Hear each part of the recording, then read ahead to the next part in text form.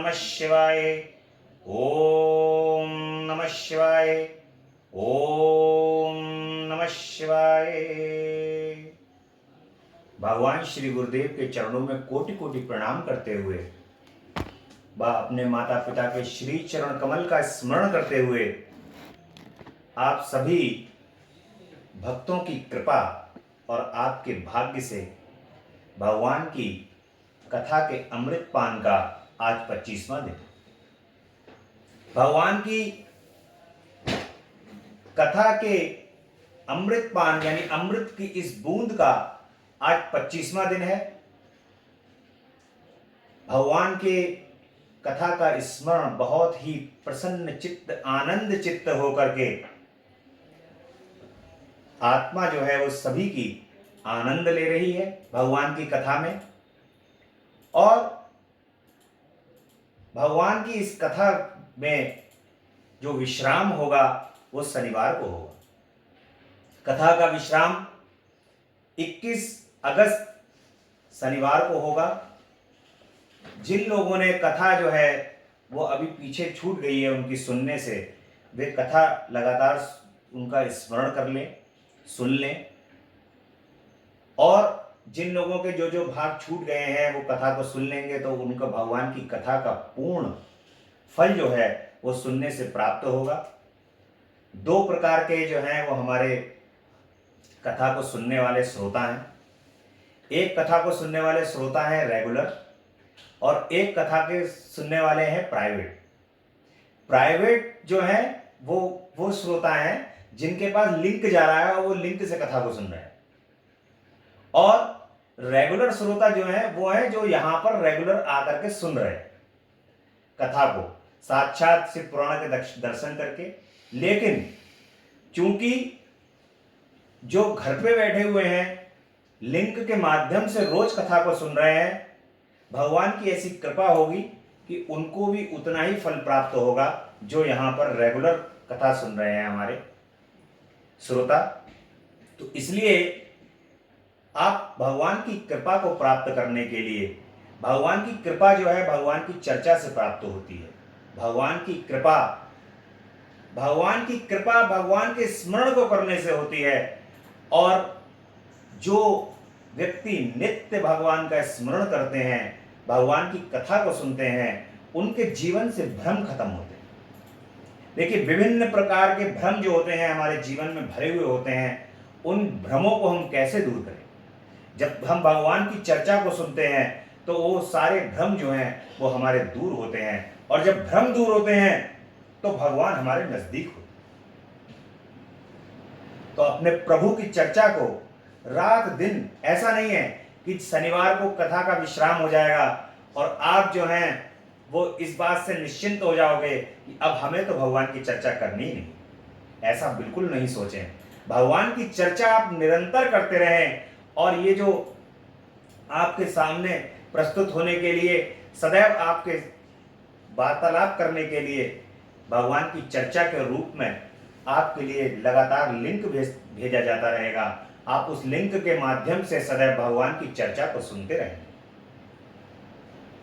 इसलिए उठते बैठते सोते जागते हर प्रकार से, चाहे किसी भी अवस्था के अंदर आप हों, किसी भी स्थान पर हों, कैसे भी हों, आप भगवान का स्मरण सदैव करते रहें। उनका स्मरण करना ही एकमात्र हम मनुष्यों का साधन है। यदि हम उनका स्मरण करते हैं, इस साधन को, उनके स्मरण के साधन को हम प्रयोग करते हैं, तो आप इस बात से 100% निश्चित, ये बात बिल्कुल 101% बिल्कुल ठीक है कि आप जो हैं वो जीवन के सभी आनंदों को प्राप्त करेंगे और अंत में जो है वो भगवान के श्री चरण कमल को प्राप्त करेंगे। भगवान की कृपा किस क्षण किस पल हो जाए इसका आप विश्वास नहीं कर सकते। हो सकता है कि भगवान आपकी कथा सुनने से ही प्रसन्न हो जाए। आपको ये भी नहीं पता कि हो सकता है कि भगवान किस क्षण कौन सी ऐसी बात जो है वो आपके हृदय में जाकर स्थापित हो जाए और उस हृदय में जाकर के स्थापित होने वाली बात से भगवान आपसे प्रसन्न हो जाए। इसलिए भगवान को सबसे ज्यादा प्रसन्नता होती है जब कोई भक्त उनका स्मरण करता है। वे विवश हो जाते हैं अपने भक्त के पास आने के लिए। इसलिए भगवान की कथा का लगातार स्मरण करते रहें और ये कथा जो है वो दूसरे लोगों तक भी पहुंचाने का कार्य करते रहें, सबको ये कथा सुनवाते रहें, उनका स्मरण कराते रहें। क्योंकि देखिए, सज्जन में सज्जन मिलें, इस प्रकार का जो है मिले नीच में नीच, और ये एक पुरानी कहावत है, जो सज्जन व्यक्ति होगा वो सदैव जो है वो सज्जन लोगों से ही प्रेम भाव रखेगा, सज्जन लोगों से ही उनकी दोस्ती होगी। और जिनकी प्रवृत्ति जो है वो केवल और केवल समाज को नुकसान पहुंचाने की होगी, समाज के अंदर प्रवृत्ति केवल नुकसान पहुंचाने का ही सोचते हैं वो, कि दूसरे को नुकसान पहुंचे और मुझे फायदा पहुंचे, तो इस प्रकार के लोग उस प्रकार के लोगों के साथ ही मिलते हैं। तो इसलिए सदैव जो है वो सज्जन यानी कि सत्संग का ही जो है वो आपको साथ रहना है, सत्संग ही करना है। जब आप सत्संग करोगे तो सत्संग में भगवान की प्राप्ति होगी। इस प्रकार से भगवान कहते हैं कि सन्मुख होए जीव मोहि जबहि, जन्म कोटि अध ना सही तवहि। यानी कि जो भी जीव जैसे ही मेरे सन्मुख आता है वैसे ही उसके जन्म जन्म के पाप जो है वो नष्ट कर दिए जाते हैं, मैं नष्ट कर देता हूं उसके जन्म जन्म के पाप। तो आप भी भगवान की इस कथा के आनंद को सुनते रहिए और अपने कोटि कोटि समस्त पापों को नष्ट करते रहिए। और जैसे जैसे आप कथा सुनते जा रहे हैं और इसको हृदय में स्थापित करते जा रहे हैं, आप भगवान के उतना नजदीक पहुंचते जा रहे हैं। इसलिए भगवान की कल की कथा के अंदर काल चक्र का सुंदर वर्णन था और जगदम्बा की कथाएं जो थीं उससे मन अभिभूत था। आज की कथा में भगवान के अगले खंड में कैलाश संहिता के अंतर्गत व्यास जी और सौनकादिक ऋषियों की वार्ता हो रही है। और देखिए, यहां पर सौनकादिक ऋषि जो हैं वो नैमिषारण्य में उपस्थित है, नैमिषारण्य में है, और वो उनकी वार्ता जो है वो व्यास जी से होती है। मंगलमयी आदि शक्ति गणेश और स्कंद सहित प्रधान पुरुष शिव जी को मेरा नमस्कार। एक समय की बात है कि हिमालय पर्वत पर स्थित तपस्वी मुनियों ने काशी जाने की इच्छा की। उन्होंने काशी में पहुंचकर गंगा स्नान किया और भगवान विश्वनाथ के दर्शन किए और शिव जी को प्रणाम किया। उसी समय पंचकोशी को देखने की इच्छा से सूत जी भी वहां आ पहुंचे। सूत जी के दर्शन करके समस्त ऋषियों ने उन्हें प्रणाम किया। सूत जी ने सबसे कुशल क्षेम पूछी। मुनियों ने कहा कि हे महाभाग, हे व्यास जी के परम शिष्य पौराणिक सूत जी, आप धन्य हैं कि आपको इतनी शिव भक्ति प्राप्त है। अतः आप विज्ञान सागर हैं, इसलिए तो भगवान वेद व्यास जी ने आपका पुराणों में अभिषिक्त कर पुराण ज्ञाता गुरु बना दिया। आपके हृदय में पुराणों की गाथा विद्यमान है, इस कारण हम सब लोग आपके मुखारविंद से मकरंद रूपी मनोहर कथा रूपी अमृत का पान करना चाहते हैं। आपसे बढ़कर हमारा कोई और गुरु नहीं हो सकता। ऋषियों के ऐसे हृदय स्पर्शी वचन सुनकर के व्यास जी के प्रिय शिष्य सूत जी बोले कि हे मुनिवरों, आप बहुत ही भाग्यवान और धन्य हैं। मेरे गुरु व्यास जी ने नैमिषारण्य क्षेत्र के मुनियों को जो उपदेश दिया था उसे मैं आपको बताना चाहता। आशा करता हूं कि आप उसे ध्यानपूर्वक सुनेंगे।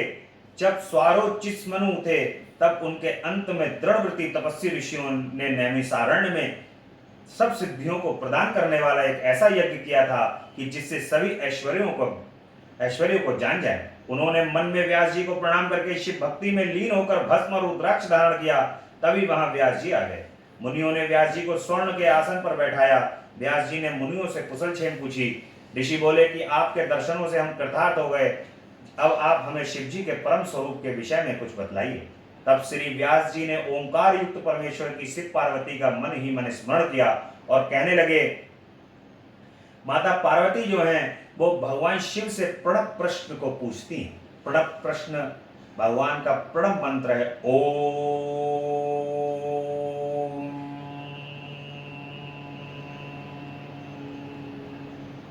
पिछली कथा में भी इस प्रकार से बताया गया था कि सभी युवा खास तौर से मैं युवाओं के लिए कहूँगा, और सभी हर उम्र का व्यक्ति जो है वो ओम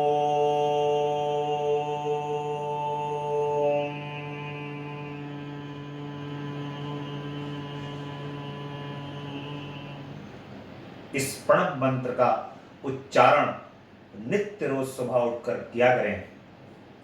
आप यकीन मानिए, भगवान की कृपा से समस्त प्रकार की नकारात्मक ऊर्जा जो आपके चारों तरफ होती है वो इस ओम के उच्चारण से समाप्त हो जाएगी, और ओम के उच्चारण से आपके शरीर के अंदर एक सकारात्मक ऊर्जा का प्रवेश होगा, और आप जो आपको महसूस नहीं होगा लेकिन दूसरे लोग आपके चेहरे के बाहर जो है, आपके शरीर के बाहर एक चमक महसूस करेंगे, वो ओम का ही प्रभाव। तो भगवान के इस प्रणव मंत्र के बारे में माता पार्वती जो है वो प्रश्न कर रही हैं भगवान शिव से कि शिव जी का वास्तविक ज्ञान ही प्रणव का अर्थ प्रकाश करने वाला है, और ये उसी को प्राप्त हो सकता है जिस पर भगवान शिव जी प्रसन्न हो। अब मैं आपको उमा महेश का प्राचीन काल में जो संवाद हुआ था उसे बतलाता हूँ। पूर्व काल में सती ने जब अपने पिता दक्ष के यज्ञ में अपने पति शिव जी की निंदा सुनी तो उसी क्षण उन्होंने अग्निकुंड में कूदकर अपना शरीर भस्म कर दिया और हिमाचल के घर पार्वती के रूप में जन्म ग्रहण किया। नारद के उपदेश से शिव जी को प्राप्त करने के लिए उन्होंने तप किया। तब हिमालय ने शिव जी के साथ पार्वती जी का विवाह कर दिया। एक बार देवी पार्वती ने अपने पति शिव जी से कहा कि हे प्राणेश्वर, मैं आपकी वही स्त्री हूँ जो कि पिता दक्ष के यहाँ आपकी निंदा सुनकर शरीर त्याग दिया था। अब मैं हिमाचल की पुत्री हूँ, अतः आप मुझे मंत्र दीक्षा के विधान से विशुद्ध तत्व के ज्ञान का उपदेश दें। तब भगवान शिव शंकर ने कहा कि हे देवी, चलो मैं तुम्हें कैलाश शिखर पर विशुद्ध तत्व में स्थित करूंगा। तब पार्वती जी और शिव जी कैलाश पर्वत पर गए। वहां भगवान शिव जी ने पार्वती को प्रणव मंत्र से दीक्षित कर शुद्धात्मा में स्थित कर दिया। तब पार्वती जी को उनकी सखियों ने पुष्प आदि अलंकृत किया। पार्वती जी ने शिव जी से प्रणव की उत्पत्ति के विषय में पूछा। शिव जी ने पार्वती को बताया कि हे देवी, प्रणवात्मक मंत्र सब मंत्रों का बीज है। यही बीज वृक्ष के समान सूक्ष्म से भी सूक्ष्म स्थूल का वेद आदि सार और मेरा स्वरूप है। वही 3 गुणों से परे सर्वज्ञ और सबका करता है। प्रणव अर्थात ओम, यह एक अक्षर का मंत्र है जिसमें सर्वशक्तिमान शिव जी विद्यमान है तथा विश्व की यह समस्त वस्तुएं गुणमयी हैं। इस प्रकार प्रणव का अर्थ ओम ही है। ओमकार स्वरूप संसार से शिव जी ही सर्वप्रथम संसार के निर्माण करता है। प्रणव शिव मंत्रों का शिरोमणि है और ये ओमकार ही तो मैं काशी में प्राण त्यागने वाले को प्रदान करता हूं। भगवान शिव कह रहे हैं कि जो काशी के अंदर प्राणों को त्यागता है, मैं ये ओम ही उसको प्रणव प्राप्त प्रदान करता हूं जिससे वो मुक्त हो जाए। काशी को मुक्ति का द्वार इसीलिए कहा है। इसलिए भगवान शिव के जो मंत्र है उसके अंदर ओम नमः शिवाय, ओम नमः शिवाय, ओम नमः शिवाय लगातार इसका जाप करते रहना चाहिए। भगवान के इस मंत्र का, पंचाक्षर मंत्र का जाप निरंतर अविरल रूप से करते रहना चाहिए। भगवान की कृपा इस मंत्र के जाप को करने से अवश्य हो। ऐसा हो ही नहीं सकता कि भगवान के इस मंत्र का जाप किया जाए और भगवान की कृपा ना हो। ऐसा तो दुनिया इधर से उधर हो सकती है, लेकिन भगवान के इस मंत्र का जाप करने से भगवान अवश्य प्रसन्न होंगे, ऐसा अवश्य होता है। भगवान अति प्रसन्न होते हैं। ये इस प्रणव मंत्र के ज्ञान से परम सिद्धि प्राप्त होती है। भगवान कह रहे हैं कि परम सिद्धि प्राप्त होती है ओम के शब्द से। ब्रह्म से लेकर प्राणियों तक ही यह प्रणव ही सबका प्राण है। प्रणव बाद में ओम हो जाता है। इसी महान बीज के आकार से के रजोगुण से ब्रह्म और ओंकार से सत्वगुण के पालन करने वाले हरि और मकार पुरुष बीज तमोगुण से संहार करता शिव प्रकट होते हैं। जब शिव जी का तिरुभाव होता है तो बिंदु रूप है और सब पर कृपा करने के लिए वही नाद रूप भी है। इन्हीं पर ब्रह्म का ध्यान करना चाहिए। शिव जी बोले कि हे देवी, अब मैं तुम्हें सन्यास के विषय में बताता हूं। देखिए, शुरू में भी मैंने आपको बताया था कि ओम शब्द का प्रयोग जब तंत्र विद्या होती है उस समय पे ओम शब्द का प्रयोग जो है वो मंत्र के आगे नहीं किया जाता, लेकिन अपने आध्यात्म को बढ़ाने के लिए और भगवान की प्राप्ति के लिए, उनसे प्रेम करने के लिए ओम शब्द का प्रयोग करा जाता है। सदैव ओम शब्द का प्रयोग करा जाएगा भगवान के। ओम नमः शिवाय, ओम नमो भगवते वासुदेवाय नमो नमः। इसका मतलब ये है कि ये कार्य जो है वो भगवान का आध्यात्मिक ज्ञान को प्राप्त करने के लिए हमने इस मंत्र का उच्चारण किया। इस प्रकार से ओम की महिमा बताई गई है।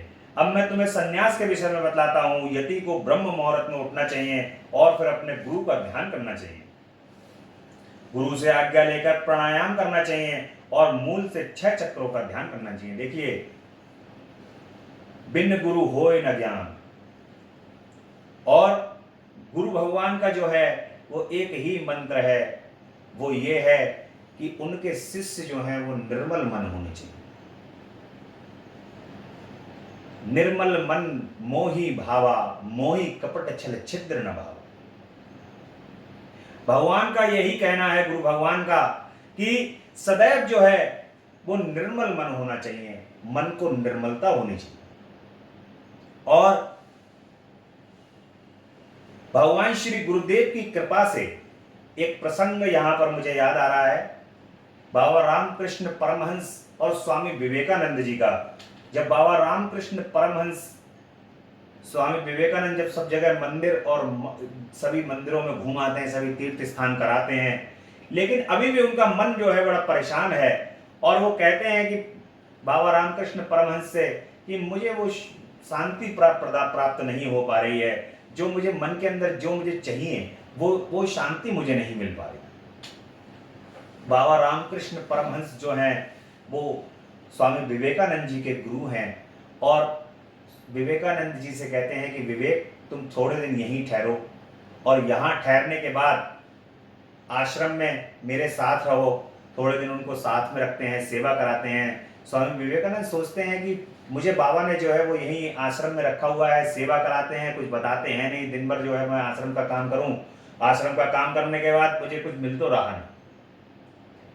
फिर से वो अपने गुरु के पास जाते हैं, बाबा रामकृष्ण परमहंस के पास, और उनसे कहते हैं कि बाबा, अब तो इतने दिन हो गए, अब तो जिस तत्व के लिए मैं रुका हुआ हूं वो तत्व का ज्ञान ही नहीं हो पा रहा है। बाबा कहते हैं करे रहो ये सब सेवा जो है। क्यों? जो उनके सेवा से क्या होता है, सेवा से मन की जो शांति होती है, मन के अंदर जो भाव होते हैं वो शांत होते हैं।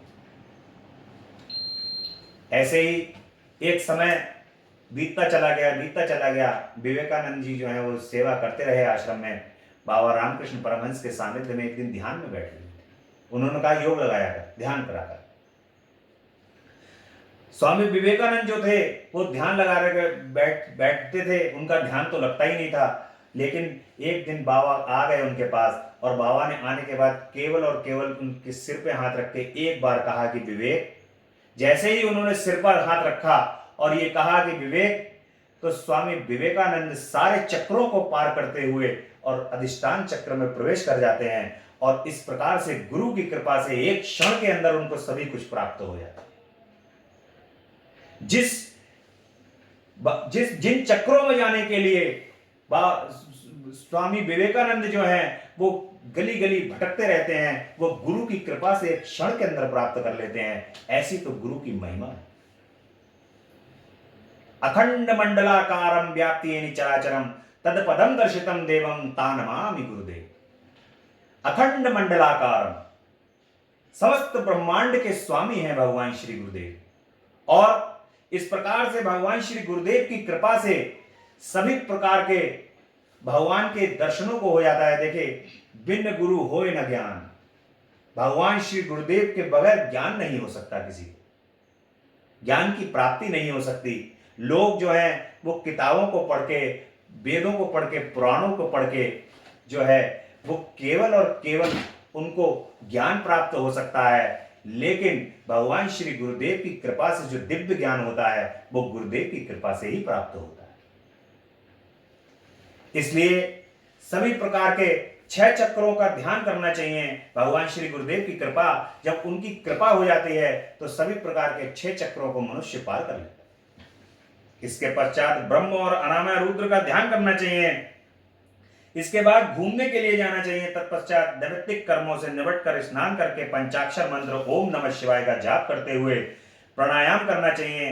3 बार अर्घ देना चाहिए। फिर 108 मंत्र जप करके पूजा हेतु जाए। आसन पर बैठकर विधि पूर्वक पूजा करें। इस प्रकार से भगवान की पूजा विधि बताई गई है। भगवान श्री गुरुदेव की सानिध्यता में सदैव पूजन को करें।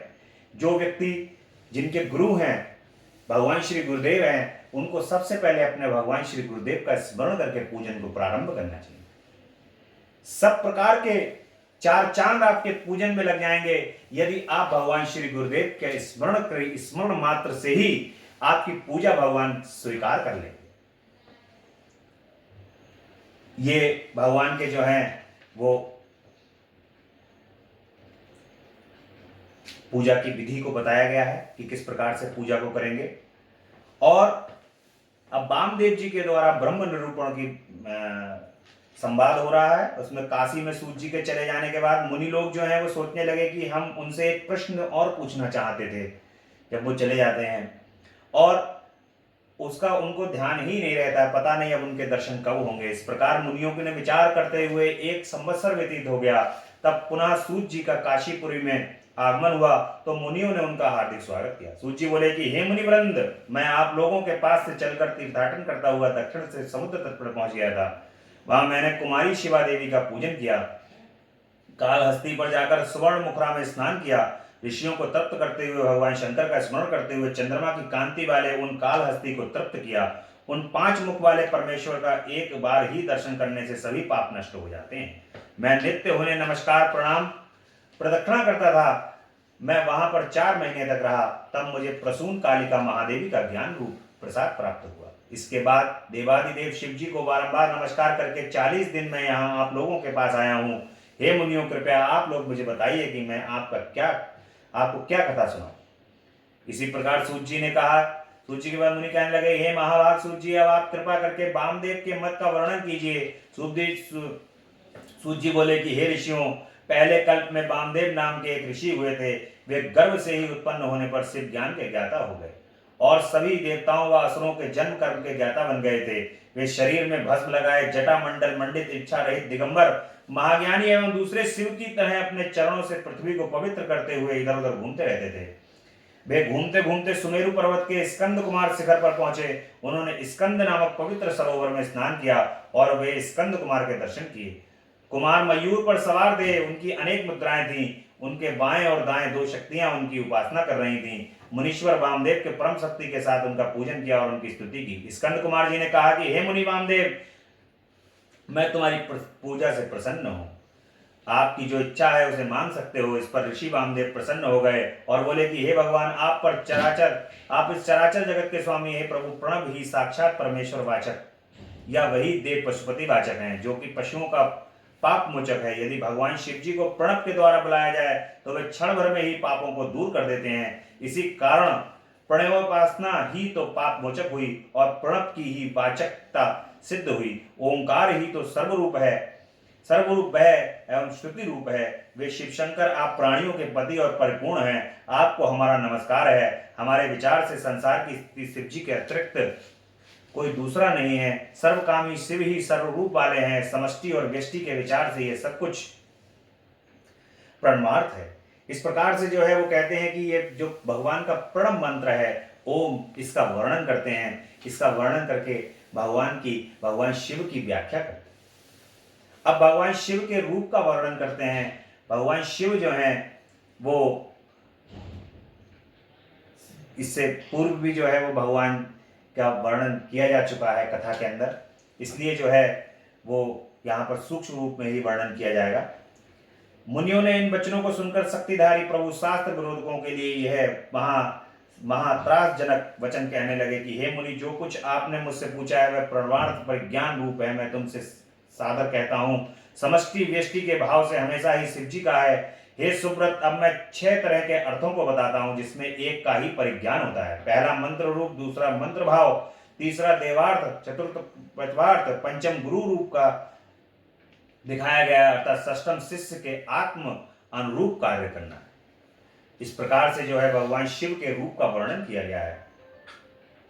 और शिव तत्व की यहाँ पर विवेचना की गई है, जो कि भगवान शिव जो हैं वो ना स्त्री हैं, ना पुरुष हैं, ना नपुंसक हैं। भगवान शिव जो हैं वो ओंकार स्वरूप प्रणव रूप हैं। भगवान शिव जो हैं वो उनके रूप का वर्णन नहीं किया जा सकता। भगवान शिव के जो तत्व है, शिवत्व जिसको बोलते हैं, शिव तत्व हैं जो, वो न स्त्री हैं, न पुरुष हैं, न नपुंसक हैं, वो ब्रह्म है। भगवान शिव जो है वो ब्रह्म स्वरूप। और सृष्टि के क्रम का वर्णन भी जो है वो किया गया है कि भगवान की इच्छा से ही सभी सृष्टि उत्पन्न होती है। जब वो चाहते हैं तो सृष्टि उत्पन्न होती है, और जब वो चाहते हैं तो सृष्टि का संहार होता है।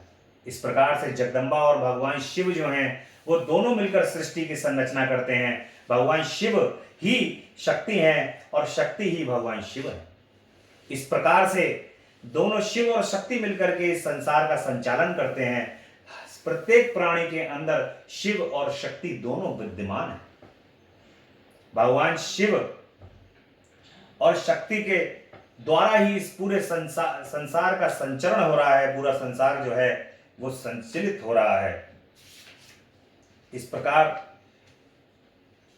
गुरु शिष्य को इस प्रकार से बताया गया है। यहाँ पर जो सूत जी महाराज हैं वो बता रहे हैं कि गुरु जो है वो शिष्य को किस प्रकार से उपदेश करें, और वो वर्णन बताया गया है कि मैं ब्रह्म हूँ, वह तू है, आत्मा ही ब्रह्म है, जगत ईश्वर से अधिष्ठित है, मैं ही प्राण हूँ, आत्मा ही ज्ञान है, प्रज्ञात्मा अर्थात जो यहाँ है, विराट वह परे है, वही तुम्हारी आत्मा अंतर्मयी और अमृत है, वह एक ही पुरुष में और आदित्य में मैं ही हूँ, मैं ही पर ब्रह्म हूँ, सबसे परे, सबका ज्ञाता, गुरु स्वयं आनंद का लक्षण मैं ही हूँ, सर्वभूतों के हृदय में मैं ही हूँ, तत्व और पृथ्वी का प्राण मैं ही हूँ, वायु और आकाश का प्राण भी मैं ही हूँ, सर्वात्मक अद्वितीय मैं ही हूँ, यह सब त्रिगुण का प्राण मैं ही हूँ, यह सब कुछ ब्रह्म रूप ही है, मैं सभी मुक्त स्वरूप हूँ, जो यह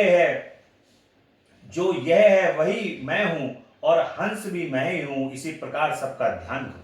इस प्रकार से जो है वो गुरुदेव कहते हैं कि इन चीजों का स्मरण करते हुए शिष्य को जो है वो सदैव ध्यान करना चाहिए।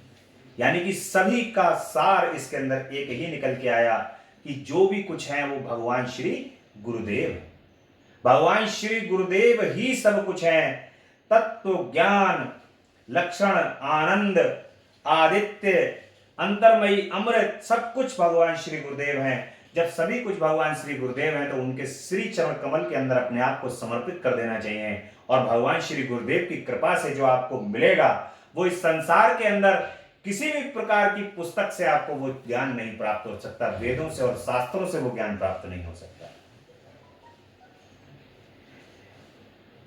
ज्ञान मूलम गुरु वाक्यम, मोक्ष मूलम गुरु कृपा। यानी कि जो ज्ञान भगवान श्री गुरुदेव के मुख से निकल रहा है उससे बड़ा और कोई ज्ञान नहीं हो सकता, और जब भगवान श्री गुरुदेव कृपा करते हैं तो मोक्ष हो जाता है। ज्ञान मूलम गुरु वाक्यम, मोक्ष मूलम गुरु कृपा। और भगवान श्री गुरुदेव का बिन बोलिया सब जानिया। भगवान श्री गुरुदेव जो है वो आपके बगैर बोले सब कुछ जानते हैं, वो आपकी मनोवृत्ति, आपके अंदर की वृत्तियां सब जानते हैं। इस प्रकार से जो है वो यहां पर गुरुदेव का वर्णन किया गया। अब पूछते हैं कि योगियों के प्राण त्यागने के बाद क्या होता है, तो उन्होंने कहा कि जो योगी अपने योग के द्वारा अपनी आत्मा को योग से चढ़ा लेते हैं वे योगी कहलाते हैं, और वे ही जब अपनी आत्मा को योग के द्वारा चढ़ाते हैं तो वे योगी जो हैं वो उनका अंतिम संस्कार नहीं किया जाता। ठीक है, उनका जल प्रवाह समाधि बना दी जाती है योगियों की, और समाधि के द्वारा जो उनको समाधि बना करके और एक स्थान पर गड्ढा खोद करके स्थापित कर दिया जाता है, और योगी सदैव रहते हैं। ऐसा नहीं है कि वो योगी जो है उन्हें वो हमेशा ही भगवान की कृपा से सदैव रहते हैं। अब एकादशी पद्धति जो है वो स्कंद जी बोले, जब मैं 11वें दिन की विधि आपको बताता हूं एक वेदी को लीप कर पूर्व व पश्चिम में 5 मंडप बनाएं, उसमें पीछे बताए गए 5 देवों की पूजा करें, पंच देवों की पूजा करें, उनके दिव्य रूप का ध्यान करें। शिव जी की कृपा से सब कार्य सिद्ध हो जाते हैं। शिव जी ने अपने पास सब कार्य करने वाली, नित्य अनुग्रह करने वाली 5 मूर्तियों को स्वीकार कर लिया है। उनका ध्यान करके शंख के जल से उन्हें अर्घ दें। ओम भूर्भुवः स्वाहा इस मंत्र से प्रोक्षण आदि करें और धूप दीप लेकर परिक्रमा करनी चाहिए। सिर पर अंजलि बांधकर प्रार्थना करनी चाहिए, हे माताओं आप प्रसन्न होकर यति को शिव चरणों से रक्षित करो। फिर विसर्जन करके उस प्रसाद को कन्याओं में बांट दें अथवा गौओं को खिला दें या उसे जल में सिला दें। इससे इसके अतिरिक्त और कहीं न डालें। इस प्रकार उनका श्राद्ध संपन्न हो जाता है। शिव वर्ग वर्णन। 12वें दिन सुबह उठकर स्नान करके आत्मिक कर्म करके शिव भक्त यदि इच्छा ब्राह्मणों को मध्याह्न में स्वादिष्ट भोजन करा करके, इस प्रकार से जब द्वादशी वाले दिन जो है वो उसका पारायण करना चाहिए, ये बताया गया है एकादशी के व्रत के बाद। अब भगवान की 92 संहिता एकादश खंड प्रारंभ होता है यहाँ से, जिसमें विद्यावतार का कथन बताया गया है। श्री वेदव्यास जी ने कहा कि मैं शिव गणेश स्वामी कार्तिकेय और सृष्टि की उत्पत्ति पालन तथा संहार करने वाले भगवान शिव को नमस्कार करता हूं, जिनकी शक्ति अपरंपार है और सब में गमन करने वाले तथा व्यापकता ही उनका स्वभाव है। मैं उन अविनाशी शिव महात्मा महादेव की शरण में हूं। जब गंगा यमुना और सरस्वती के संगम स्थल प्रयागराज नैमिषारण्य में ऋषियों ने पुनः यज्ञ का अनुष्ठान किया तो इन मुनियों ने उस यज्ञ का वृतांत सुनकर सूर्य जी उस स्थान पर आए। सूर्य जी की आया देखकर सब मुनियों की प्रसन्नता का ठिकाना न रहा। उन्होंने प्रेम पूर्वक उनका आदर सत्कार और पूजन किया। मुनि वृंद उनसे प्रार्थना करने लगे कि आपका आगमन शुभ हो। आप समस्त इतिहास पुराणों के ज्ञाता हमारे आश्रम पर पधारे हैं, यह हमारा अहोभाग्य है। आप हमें भी दिव्य रूप कथाओं का अमृतपान कराने की कृपा करें। मुनियों की प्रार्थना सुनकर पहले व्यास पुत्र सूत जी ने भगवान शंकर और गणेश जी का ध्यान किया और जगदम्बा पार्वती तथा अपने गुरुदेव को प्रणाम कर कर बोले कि हे मुनियों, मैं आपको सभी विद्याओं के रूप में पुराण प्रकट होने का वृतांत सुनाता हूँ। श्वेत कल्प के समय वासुदेव ने जो कहा था, उन्हीं शब्दों तथा अर्थों से युक्त, न्याय से परिपूर्ण, शास्त्रों के अर्थों से शोभित, यथाक्रम को ही पुराण कहते हैं। 4 वेद, 6 शास्त्र, मीमांस न्याय, धर्मशास्त्र, सभी पुराण आदि ये 14 प्रकार की विद्याएं हैं। आयुर्वेद, धनुर्वेद, गंधर्व वेद, अर्थशास्त्र की 14 विद्याओं में शामिल कर लेने से 18 प्रकार की विद्याएं हो जाती हैं। इन विद्याओं के निर्माता भगवान शंकर ही हैं। संसार की रचना का कार्य ब्रह्मा जी को दिया गया और ये 18 विद्याएं उन्हें अर्पित कर दी गई। ब्रह्मांड की रक्षा का भार विष्णु जी को दिया गया। विष्णु जी ब्रह्मा जी की रक्षा करने वाले हैं और मध्यव्रत हैं। ब्रह्मा जी ने इन 18 विद्याओं को पाकर 18 पुराणों का विस्तार किया। फिर ब्रह्मा जी के 4 मुखों से 4 वेद उत्पन्न हुए। उसके बाद अन्य शास्त्रों की उत्पत्ति हुई। देखिए, जो 18 विद्याएं हैं उनसे ये 18 पुराण उत्पन्न हुए। ये जो 18 विद्याएं पूर्व में आपको बताई गई, इनसे क्या हुआ, 18 पुराण निकले। तो ये पुराण के अंदर से निकला हुआ एक एक शब्द भगवान के शब्द हैं और जो ब्रह्मा जी के मुख से निकले हुए हैं वेद।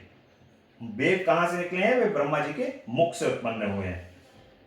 उसके बाद अन्य शास्त्रों की उत्पत्ति हुई, अतः इनका पढ़ना और समझना प्रत्येक व्यक्ति के लिए असंभव है। यह विचार कर भगवान शिव व्यास रूप में प्रकट हो गए और वेदों का विभाजन करके शास्त्रों को संक्षिप्त रूप में बनाया।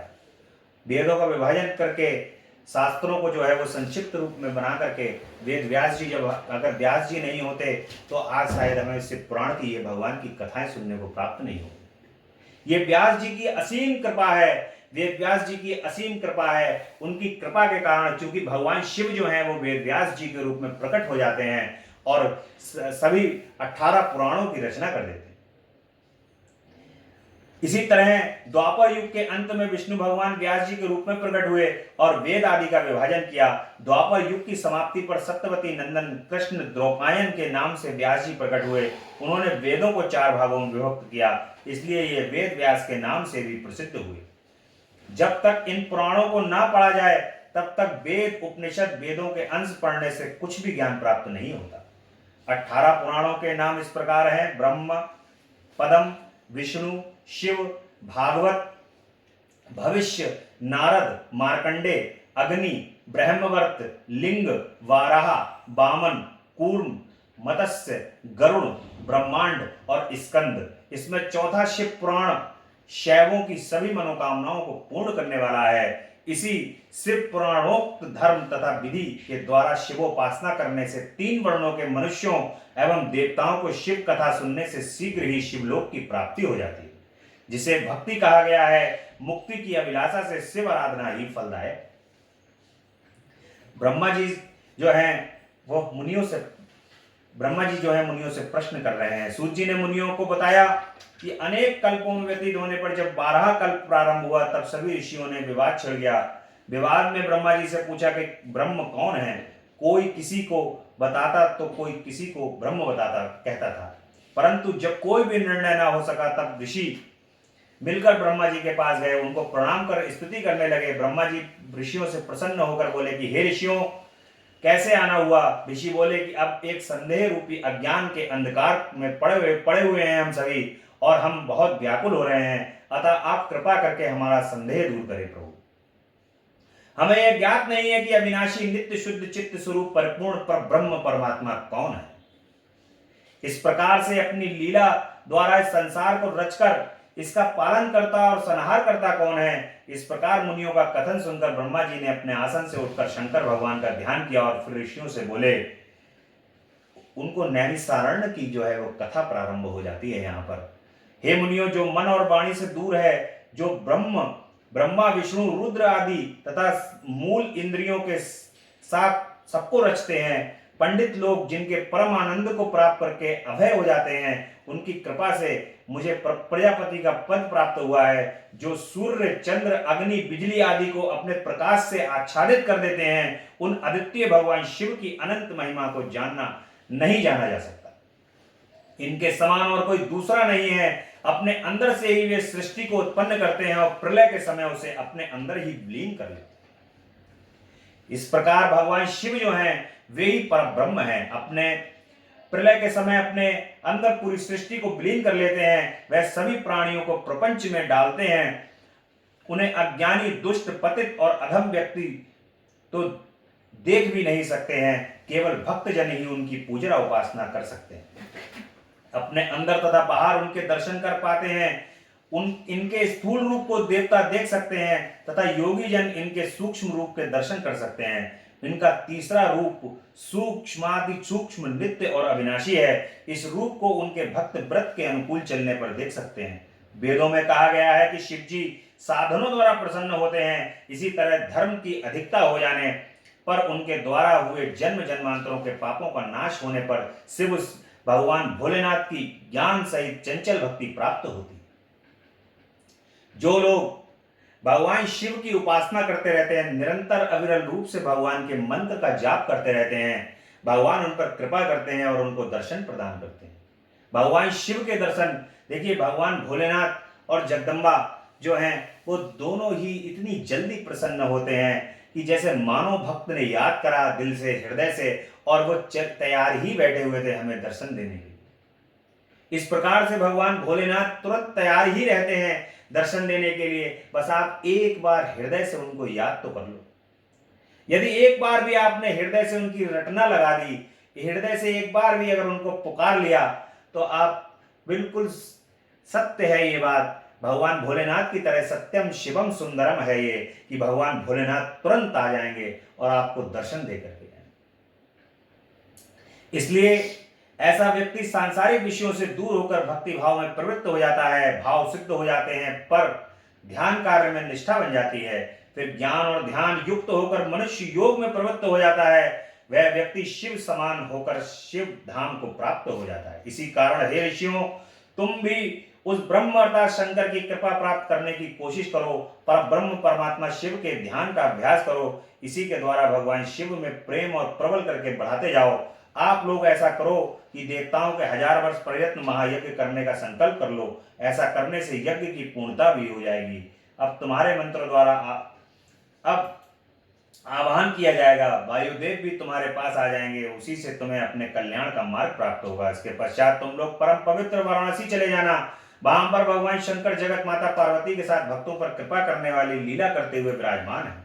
उस समय में मैं अपना मनोमय नामक चक्र छोड़ने वाला हूं। उस चक्र की नेमी जिस जगह पर गिर जाए उस स्थान पर तुम लोग अपना महायज्ञ करना। यह ब्रह्मा जी ने शिव जी का ध्यान करके सूर्य के समान चमकते हुए चक्र को छोड़ा।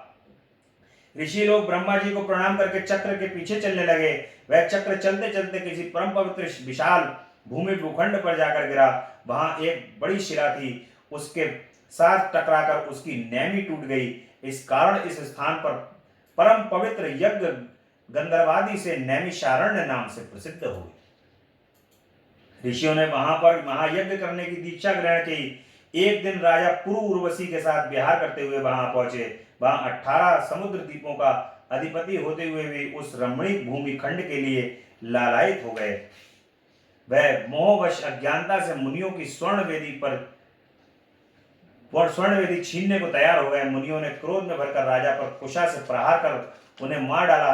वह भूमि है जिस पर बैठकर ब्रह्मा जी ने पहले सृष्टि की रचना की। इस भूमि खंड को पाकर मुनि लोग बहुत प्रसन्न हुए। इस प्रकार नैमिषारण्य की कथा को बताया गया है। बहुत पवित्र भूमि है ये नैमिषारण्य की। भगवान शिव जी की भक्ति का यहाँ पर वर्णन किया गया है कि हे वायुदेव, ब्रह्मा जी ने किस प्रकार आपको शिव का ज्ञान उपदेश दिया है। वायुदेव ने उत्तर दिया कि हे ऋषियों, जब 31वां श्वेत रूप नाम का कल्प लगा तब ब्रह्मांड की रचना हेतु ब्रह्मा जी ने शिव जी को प्रसन्न करने के लिए कठोर तपस्या की। उनके द्वारा संतुष्ट होने पर भगवान शंकर प्रकट होकर ब्रह्मा जी को ब्रह्म ज्ञान का उपदेश देने लगे। मैंने तो पशुपति संज्ञक ज्ञान प्राप्त किया है। सुख प्राप्त करने की इच्छा रखने वालों को उसमें भक्ति रखनी चाहिए। ज्ञान से ही अज्ञान रूपी अंधकार का नाश होता है। ज्ञान ही वस्तु विनाशक है। जीव ज्ञान चेतन है, प्रकृति माया है और माया से युक्त मूल कर्म का संबंध रखने वाला पुरुष है। इन दोनों के प्रेरक शिव शंकर हैं। माया तो परमेश्वर की शक्ति मानी जाती है। माया रूपी यह शरीर स्वयं शिव जी का बनाया हुआ है। जीव अपने कर्मों के फल भोगने के लिए ही सर्वव्यापी माया से आच्छादित रहता है। माया के समाप्त होने पर परजीव भी मुक्त हो जाता है। यह जीवात्मा ज्ञानहीन होकर परमेश्वर की प्रेरणा पाकर सुख दुख भोगने हेतु स्वर्ग व नरक में जाती है। इस प्रकार से जो है वो वहां पर वायुदेव वर्णन करने लगते हैं कि भगवान का जब स्मरण नहीं रहता और भगवान की भक्ति में जब व्यक्ति लीन नहीं होता है, उनसे विरक्त रहता है, तब सुख दुख और स्वर्ग और नरक के चक्कर में पड़ जाता है। इस प्रकार से अब कल की कथा में, आज की कथा यहीं विश्राम लेंगी। अब कल और परसों जो है यानी शनिवार को 21 अगस्त वाले दिन कथा का विश्राम होगा। जिन भक्तों को भगवान की कथा, जिन्होंने पूर्ण कथा सुनी है, पूर्ण कथा नहीं भी सुनी है, एक भी दिन यदि एक दिवस भी थोड़े देर के लिए भी यदि भगवान की कथा को स्मरण किया है, तो वे परसों इस कथा का विश्राम होगा। और विश्राम के पश्चात प्रसाद, भगवान की कथा का प्रसाद, देखिए पूरे सावन भर आपने इस कथा को सुना है। अब इस कथा को सुनने का जो फल है वो है प्रसाद भगवान का। वो आप इस कथा के विश्राम के बाद प्रसाद ग्रहण कर सकते हैं। यहाँ पर 179 स्टेशन रोड पंचम होटल के सामने मोहना इंस्टीट्यूट में ये कथा चल रही है। इस कथा को जो है वो आप यहाँ पर आकर के प्रसाद ले सकते हैं कथा का, शाम को 4 से 5 बजे के बीच में। शाम को शनिवार शाम को 4 बजे से 5 बजे के बीच में आप कथा का प्रसाद यहाँ ग्रहण कर सकते हैं। और जिन लोगों को मैं जानता हूँ उन तक प्रसाद में भगवान की कृपा होगी, कोशिश करूँगा पहुँच जाएगा। नहीं तो जो है वो यहाँ से ले लें आकर के प्रसाद भगवान का। इसके साथ ही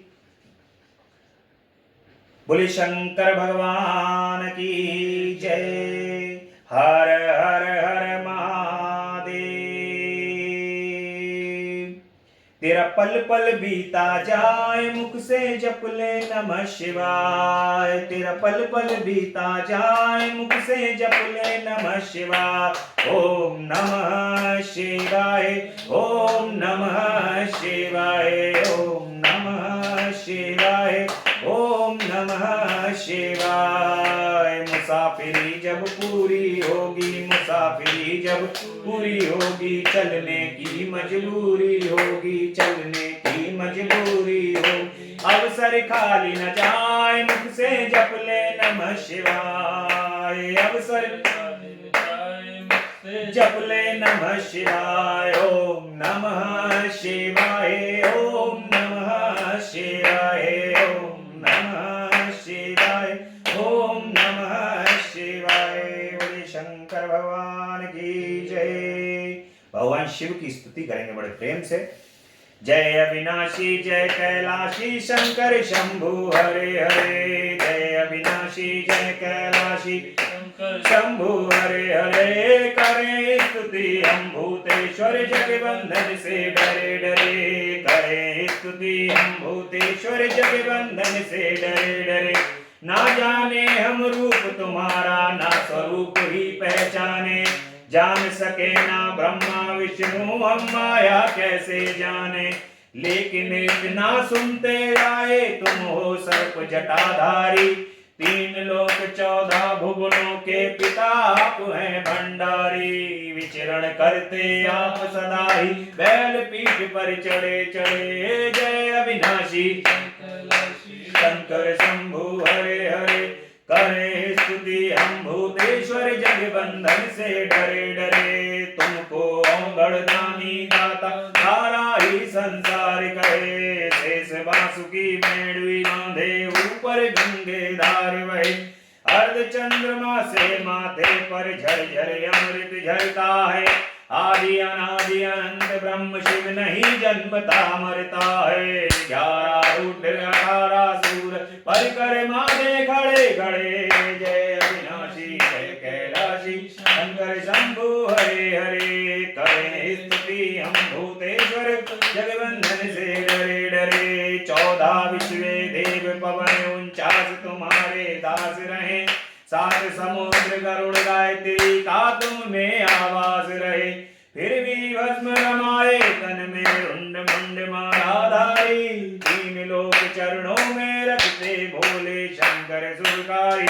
प्रखर जाप कर नमः शिवाय, प्रखर जाप कर नमः शिवाय। पारे उतर गए बड़े बड़े। जय अविनाशी जय कैलाशी शंकर शंभु हरे हरे। करें स्तुति हम भूतेश्वर जगबंधन से डरे डरे।